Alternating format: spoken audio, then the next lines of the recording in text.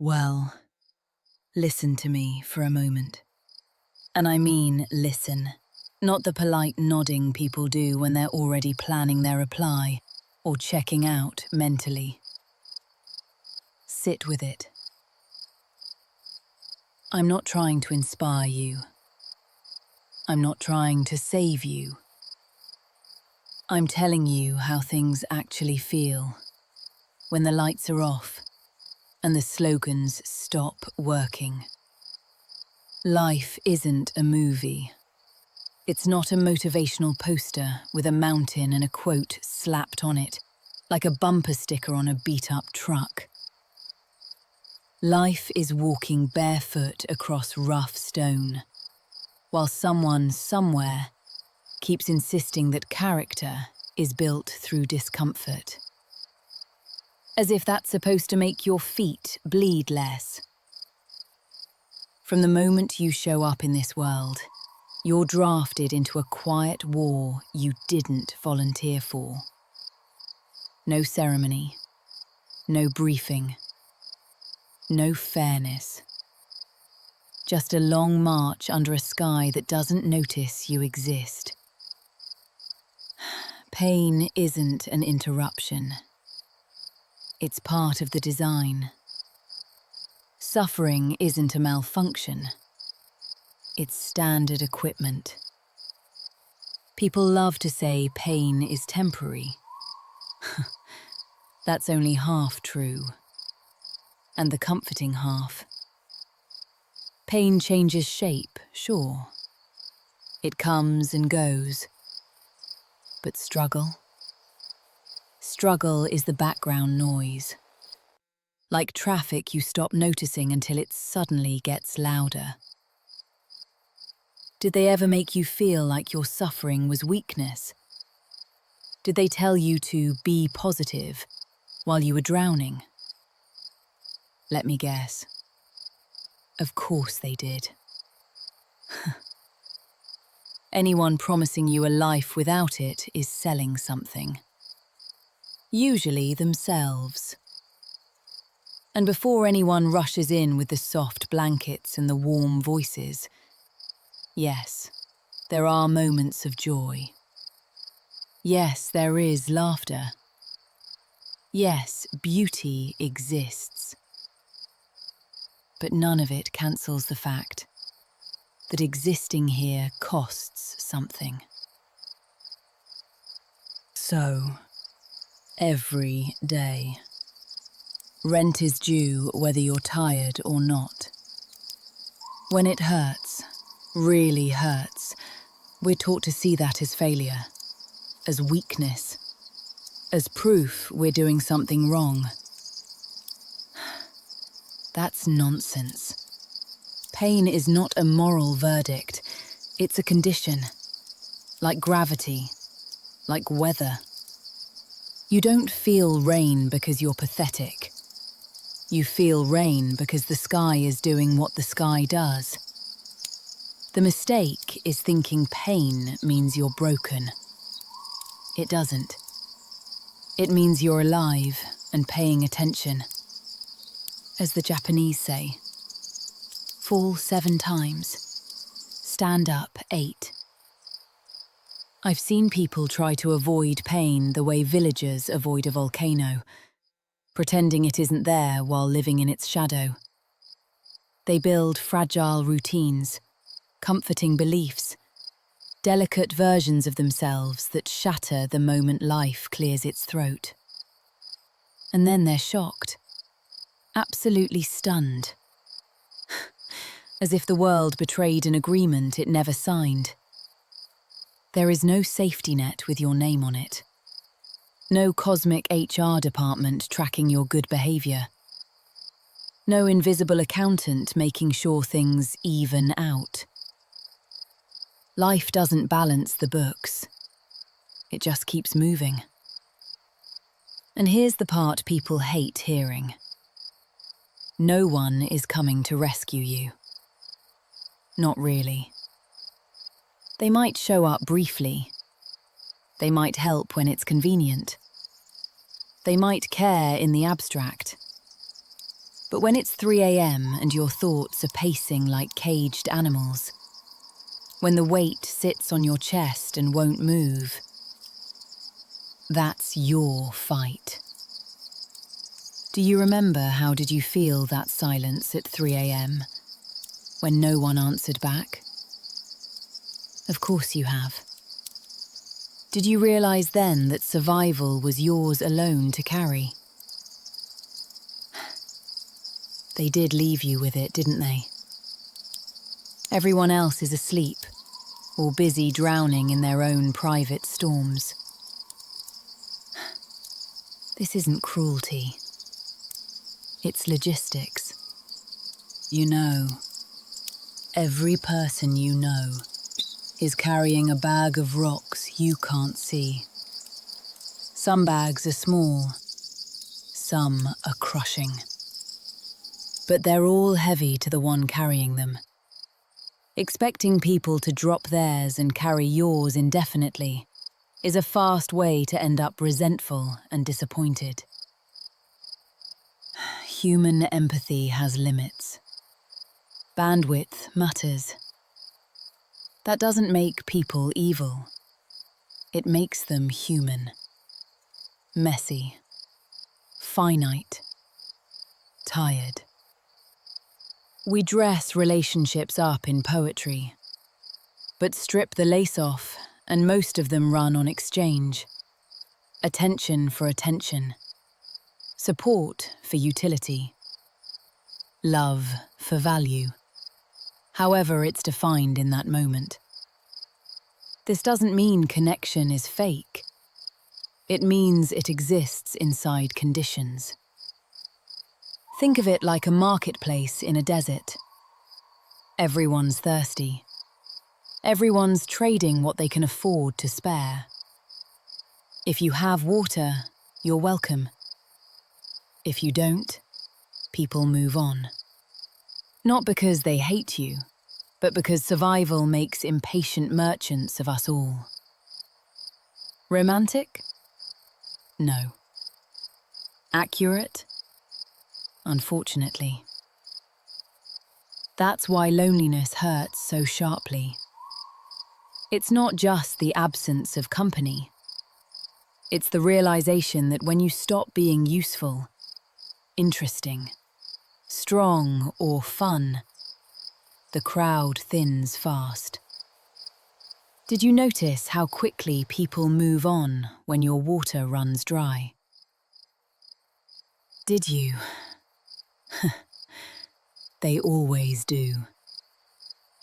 The silence becomes educational. And yes, that's bitter. Dry, like chewing on old bread. But bitterness isn't always poison. Sometimes it's medicine that tastes awful because it works. Strength, then, becomes non-negotiable. Not gym strength, not chest-thumping nonsense. Real strength. The boring kind. The kind no one applauds. Mental strength. Being able to sit in discomfort without immediately scrambling for distraction, like a rat hitting a lever. Emotional strength. Feeling something deeply, without letting it drive the bus straight off a cliff. Strategic strength. Knowing when to push, when to wait, when to shut up, and when to walk away without announcing it. This kind of strength isn't glamorous. It doesn't quote itself. It doesn't post progress updates. It's built the way old cities were built. Layer by layer, quietly, often in response to disasters. Pain is the teacher everyone tries to fire, but it never leaves the classroom.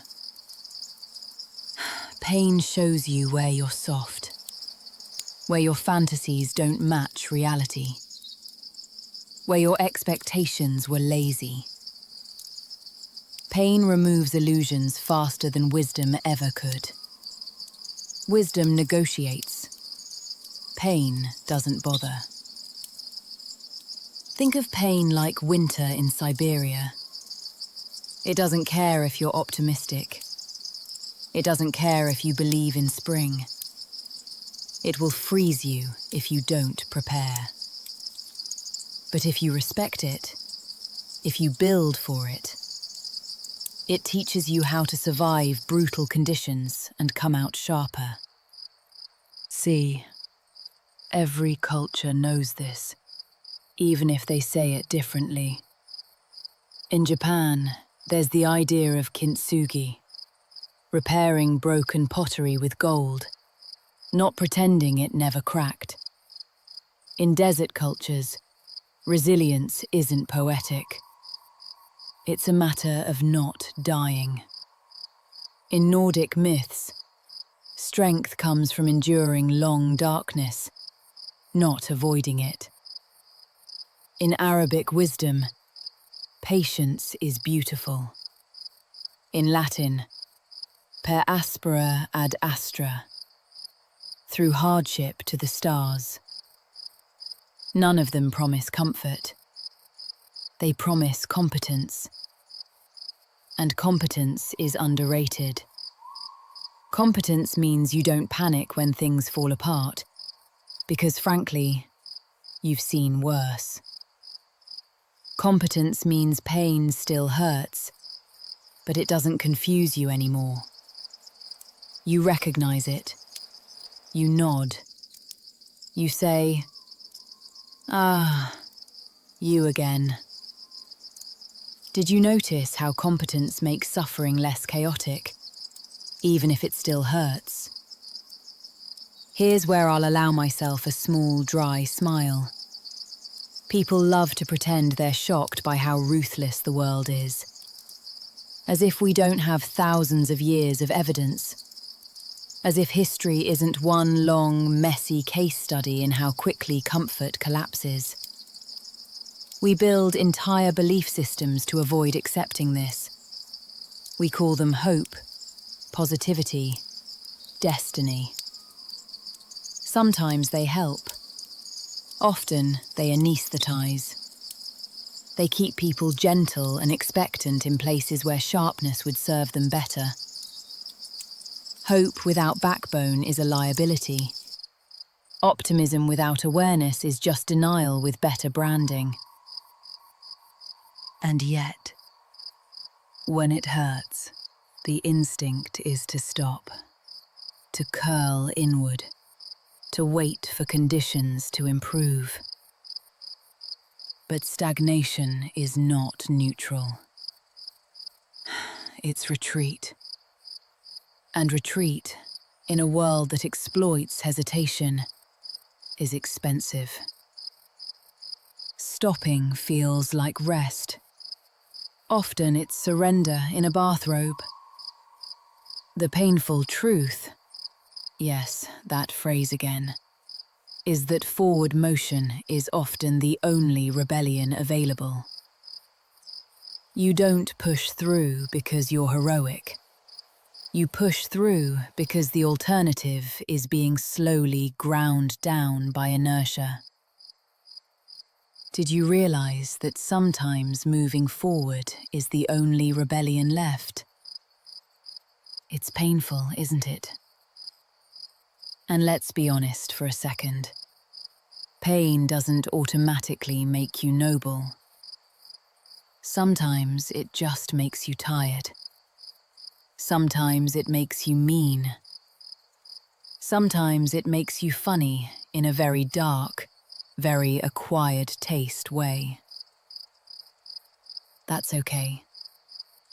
Humor, especially dry humor, is a pressure valve.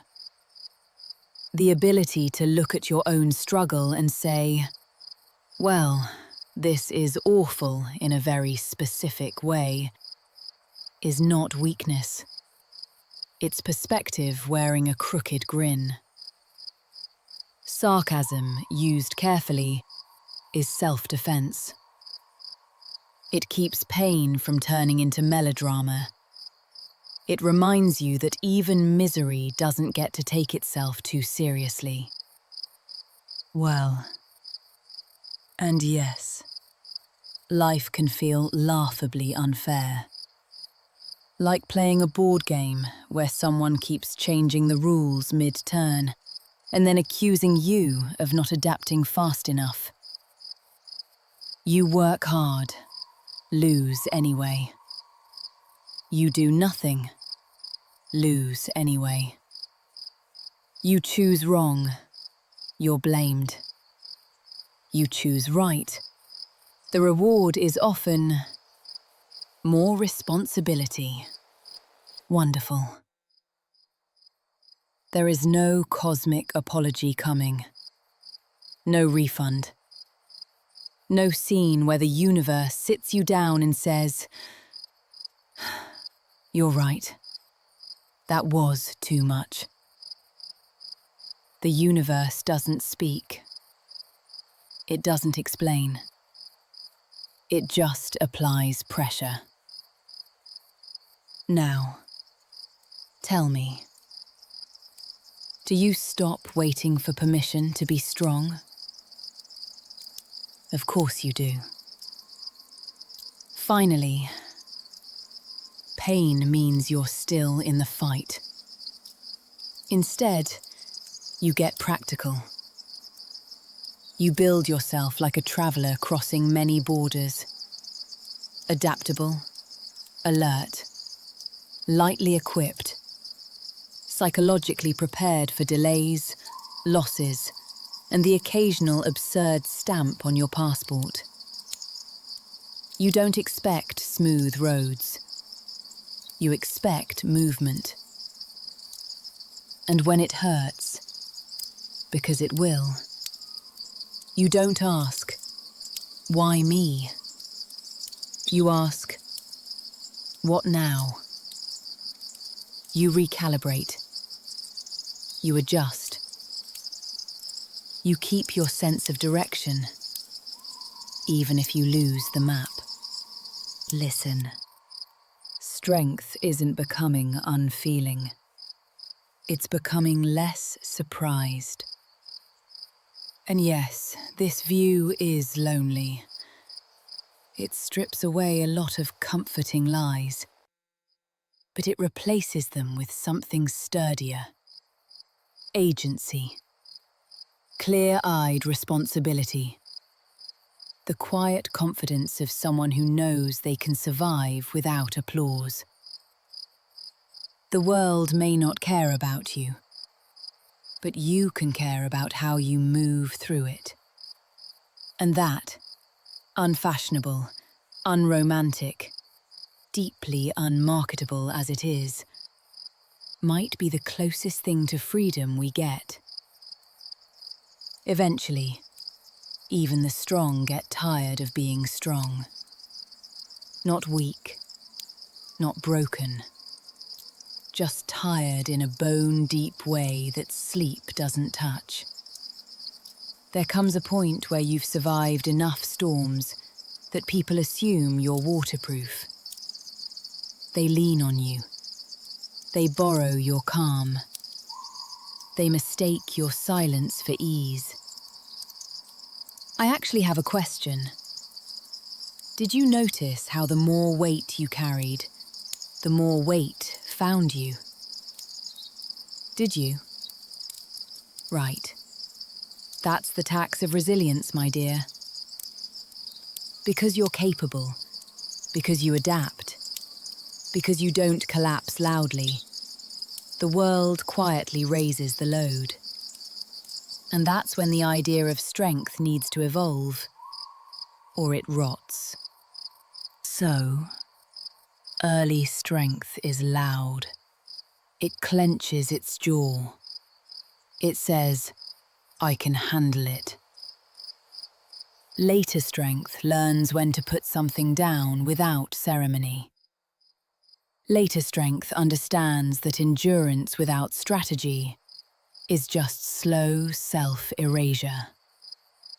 You are not meant to be endlessly absorbent.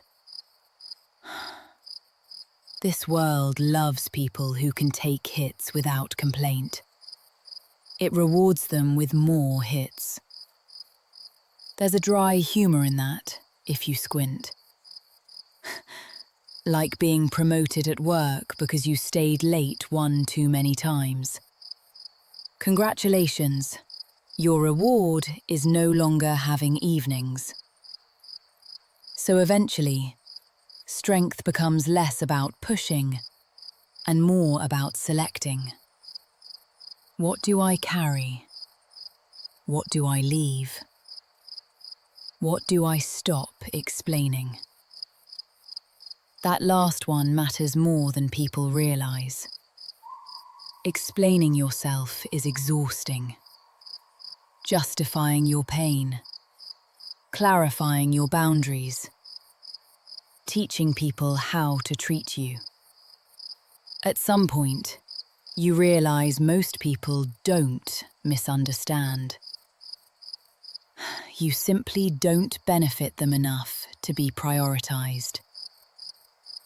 Let me ask you, did you feel the shift when you stopped chasing recognition? Yes? Good. That's when energy returned. You stop expecting people to see your effort. You stop hoping someone will notice that you're struggling quietly and arrive with answers. You downsize expectations. Not in a bitter way, in a budgeting sense. Emotional minimalism. And suddenly, you have more energy. Loneliness changes shape when you accept it instead of fighting it. Early loneliness feels like abandonment. Later loneliness feels like space. Not always comfortable, but clear. Quiet enough to hear yourself think without interruption. There is power in that quiet. But don't confuse isolation with enlightenment. Too much solitude can turn into a hall of mirrors. You don't need everyone, but you do need someone. Even the toughest landscapes have waypoints. As the African proverb says, if you want to go fast, go alone. If you want to go far, go together. And love, yes, we need to talk about love. Because this worldview puts strain on it like weight on thin ice. Love is often sold as a refuge from pain. That's one of the bigger lies. Love doesn't remove pain. It relocates it. When you care deeply, you multiply your vulnerability. You hand someone a map to your softest terrain and hope they don't deploy artillery. Some won't. Some will, accidentally or otherwise. Most won't even realize they're standing on something fragile. And still, we do it. Again and again. Have you ever felt the risk of handing someone that map? Yes, of course you have. And still you did it. Like saying, I know this won't stop the dark, but it helps me see your face. Love is risky because it's the only thing that makes the suffering matter differently. It introduces stakes, and stakes hurt. Strong people love carefully. Not cautiously, but consciously. They don't leap blindly, but they don't barricade the heart either. They accept that loss is baked into attachment. They don't confuse grief with regret. Here's something people won't tell you. Being emotionally strong doesn't mean you suffer less in love. It means you survive it without rewriting yourself into something smaller or colder. You learn to grieve without self-contempt. You learn to miss without begging. You learn to let someone go without turning it into a referendum on your worth. That takes practice, and it hurts every single time. There's a certain kind of pain worse than loneliness, being needed only for how steady you are, being loved for your usefulness, being valued for how little trouble you cause. Did you notice how being the strong one slowly became a trap? You did. They taught you. You become reliable. You become the strong one. You become the person people turn to in crisis and forget during joy. You get praised for holding everything together while slowly realizing no one asks who's holding you. You know, resentment creeps in softly, like mold behind the walls. The answer isn't becoming brittle or bitter. It's learning to risk disappointment by asking, by stating needs without apology, by letting someone see you unsure instead of invincible. Not everyone can handle that. Some will recoil. They liked the version of you that didn't require anything. Good. That's information. Strength isn't about being indispensable. It's about being honest enough to be optional. Now let's talk about identity, because pain eventually strips that too. You lose people. You lose roles. You lose illusions. You outgrow beliefs that once felt like home.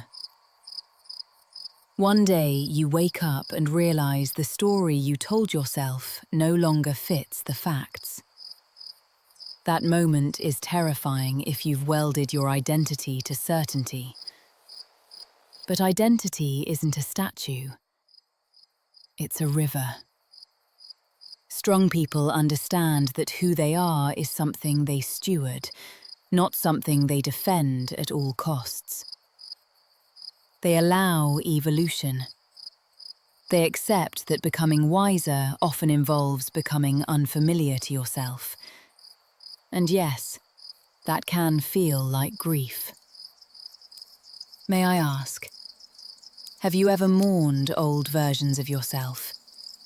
The hopeful one, the reckless one, the softer one.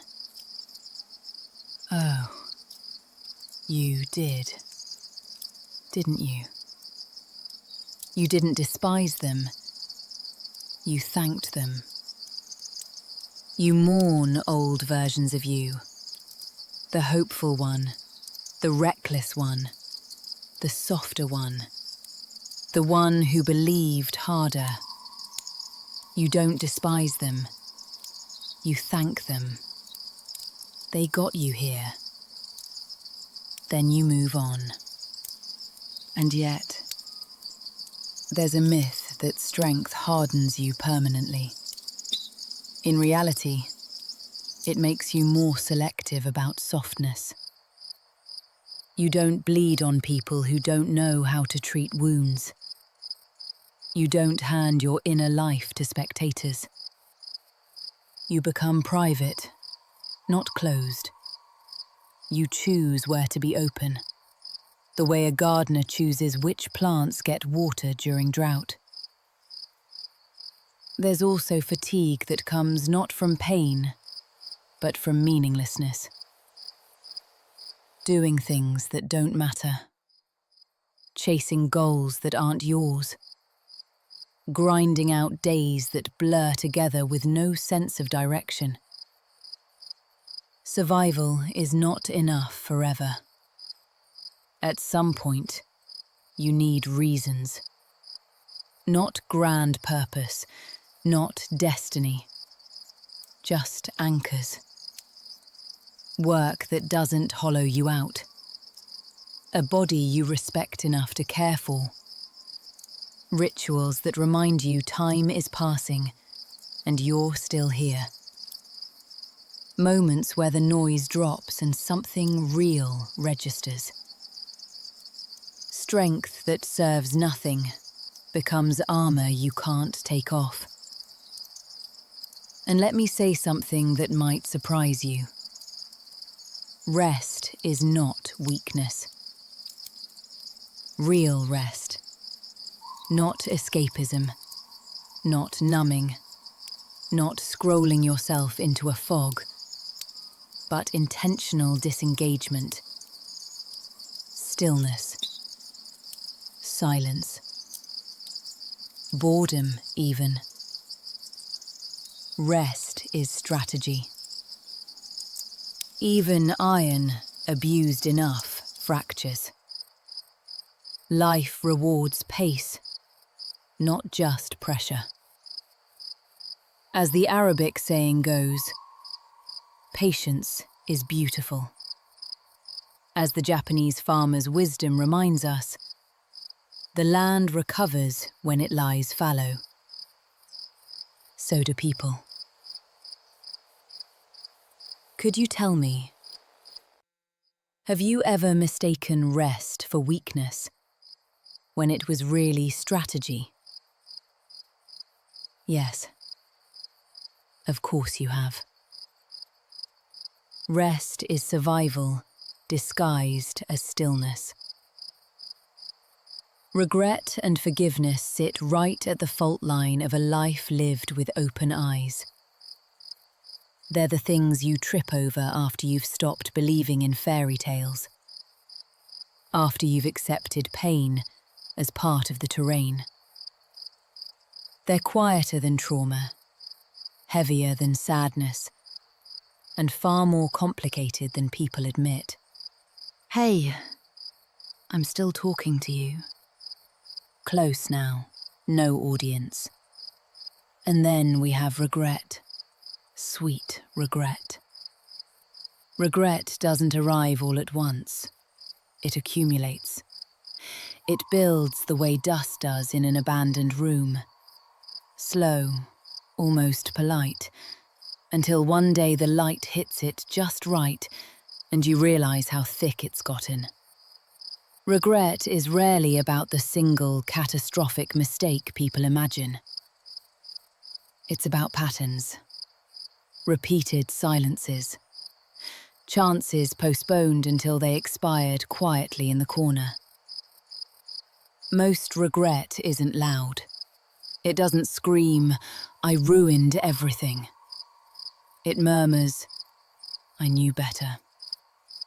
And that's the sting. You can forgive ignorance. You can forgive bad luck. But forgiving yourself for choices you made while fully aware, that's harder. That's where regret digs in and sets up furniture. People will tell you, don't look back, as if memory were an optional feature like subtitles you can just turn off. That advice is useless. Reflection is not the enemy. Fixation is. Now, let's discuss.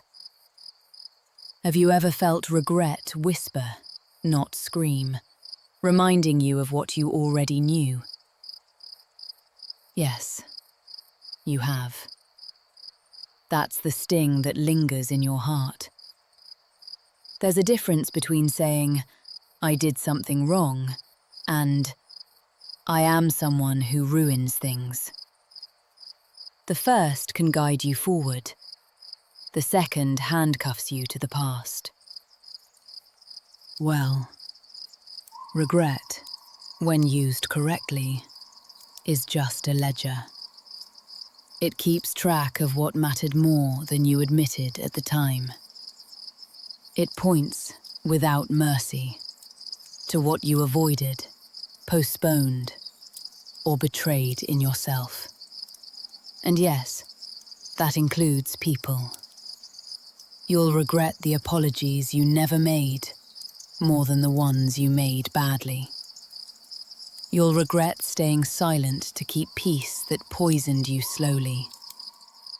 You'll regret not leaving sooner, not speaking sooner, not choosing yourself when you knew the cost of staying.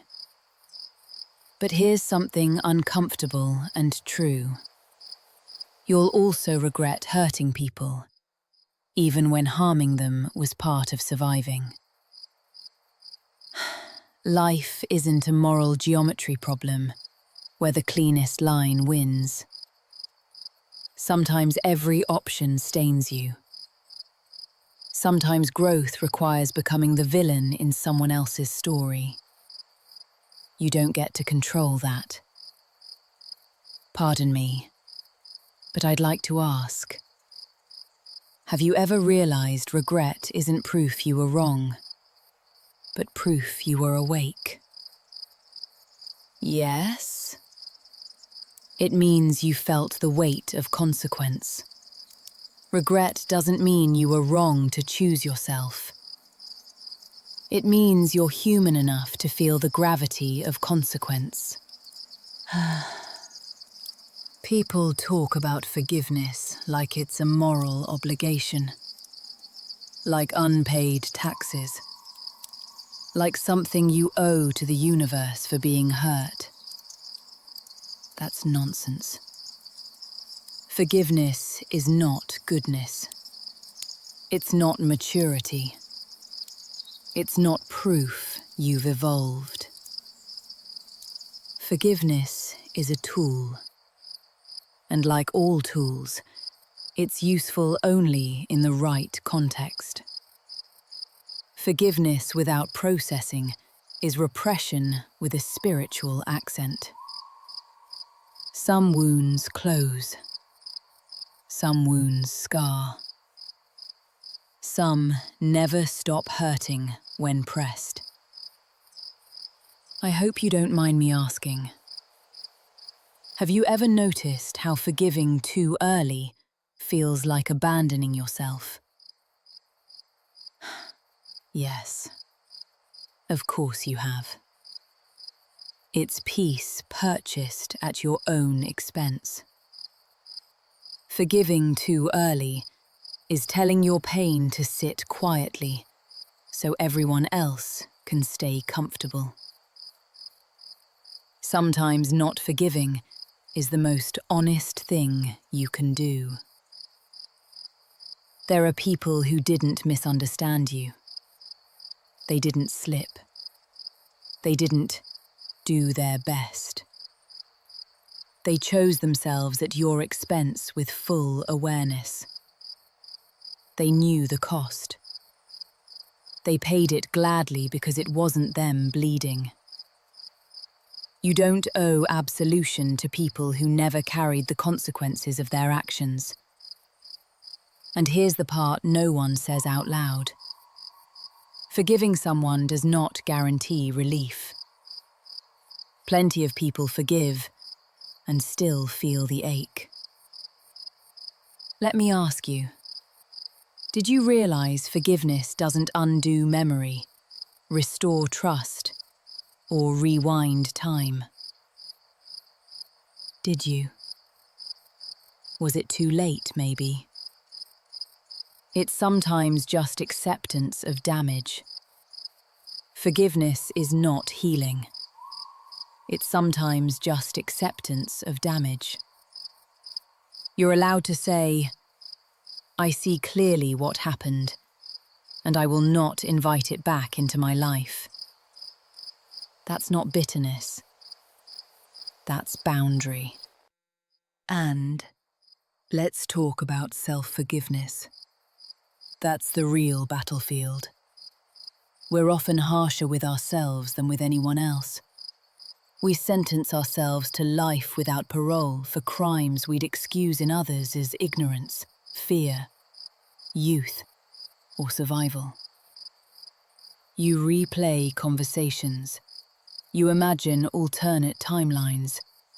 You bargain with ghosts. Self-forgiveness doesn't come from minimizing what you did. It comes from contextualizing who you were. You were operating with the tools you had, the information you possessed, the emotional capacity you could access at that time. That doesn't erase harm, but it explains behavior. And explanation is the doorway to mercy. Not indulgence, mercy. Would you mind if I ask? Have you ever thought punishing yourself endlessly was responsibility? That's a cute idea. It's just ego in a trench coat. Mercy says, I acknowledge the wrong without chaining myself to it. Holding on to unearned self-punishment is not responsibility. It's ego. Thinking your suffering somehow balances the scales. It doesn't. It just wastes time. The hardest thing to forgive yourself for is not failure. It's proximity to self-betrayal. Did you really believe suffering alone could balance the scales? Please. Pain isn't currency. It's just wasted hours. You knew. You felt it. And you went against yourself anyway. That wound cuts deep. Well, here's the brutal, grown-up truth. Self-betrayal is often the price of learning where your edge actually is. Some lessons cannot be learned gently. They arrive only after you've crossed a line and felt the cost echo in your chest. You don't forgive that by forgetting it. You forgive it by never doing it again. That's not redemption. It's alignment. If I may, I'd like to ask, have you ever thought forgetting was forgiveness? Cute. That's actually very cute. Forgetting is just amnesia with better PR.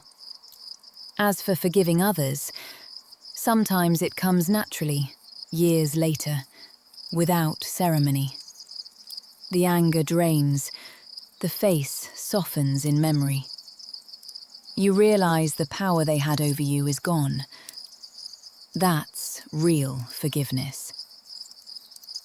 Other times, it never comes, and that's okay.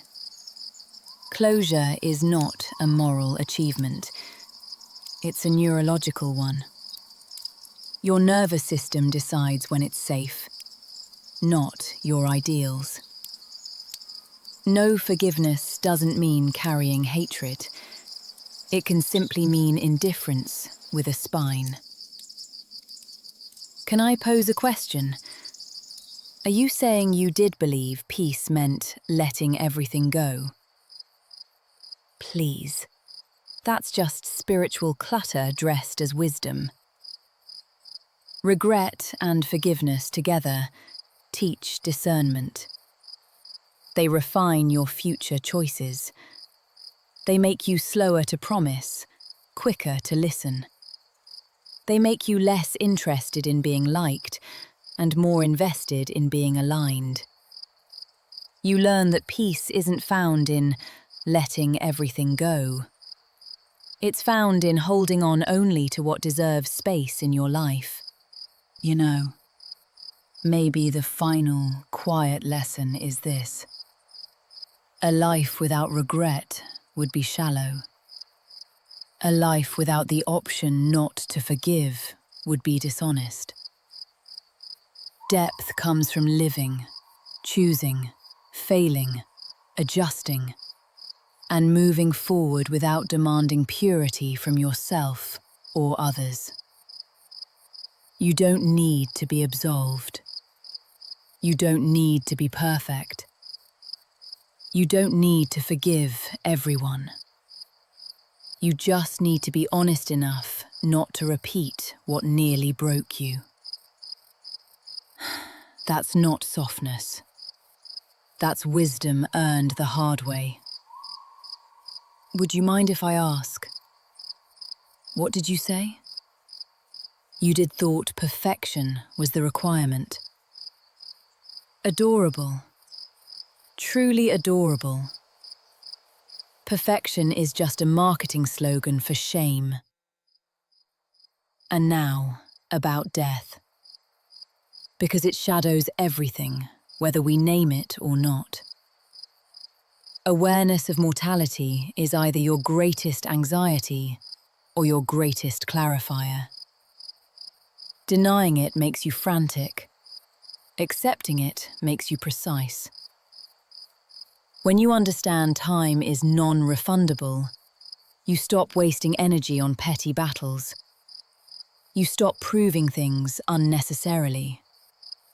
You stop arguing with people committed to misunderstanding you. You start choosing depth over volume, truth over performance, peace over being right. You don't become reckless. You become intentional. Courage changes too. It's no longer about facing danger. It's about living honestly when hiding would be easier. Is it okay if I ask? You thought courage was only about charging into fire. Oh, please. Real courage is saying no when no costs you. It's about staying when leaving would numb the pain. About leaving when staying only preserves familiarity. This is adult bravery. Quiet, uncelebrated, often invisible. And, through all of this, humour remains. A dry, stubborn humour. The kind that doesn't laugh because things are funny, but because the alternative is surrendering your sense of proportion. You notice the absurdity. How people chase status symbols while ignoring their internal decay. How everyone wants security in a system built on instability. How we pretend control exists while improvising constantly. You laugh. Not cruelly, just knowingly. Life is strange, brutal, occasionally beautiful, deeply unfair, and still, somehow, workable. Not because it becomes kinder, but because you become clearer. Could you tell me, have you ever thought clarity was overrated? Please, clarity is the only discount you'll ever get on suffering. Clarity lets you see what matters, what doesn't, and what you're willing to pay for either. Because everything costs something. Love costs vulnerability. Ambition costs rest. Honesty costs approval. Peace costs attachment to narratives that once comforted you. So, are you saying that you did believe strength meant avoiding cost? No. Strength is just paying up front instead of whining at the checkout. Strength is choosing your costs consciously instead of being surprised by them later. And maybe the deepest form of strength, the one no one teaches, is learning to live without guarantees. No guarantee of reward. No guarantee of recognition. No guarantee of fairness. No guarantee that pain will make sense later. You live anyway. Not because you're optimistic, not because you're fearless, but because existing on your own terms, eyes open, spine straight, is still better than shrinking into someone else's expectations. And when it hurts, and it will, you don't dramatize it, and you don't deny it. You say, "This is part of the terrain." Then you keep walking. So here we are. Pain, resilience, regret, forgiveness, mortality, humor, clarity. All stitched together into one long, unmarketable truth. You don't need to be absolved. You don't need to be perfect. You don't need to forgive everyone. You don't need to be endlessly strong. Pardon me, but I'd like to ask, what? You wanted to believe freedom was softness? Oh dear, dear. No. Freedom is wisdom earned the hard way. You just need to be honest enough not to repeat what nearly broke you. That's not softness.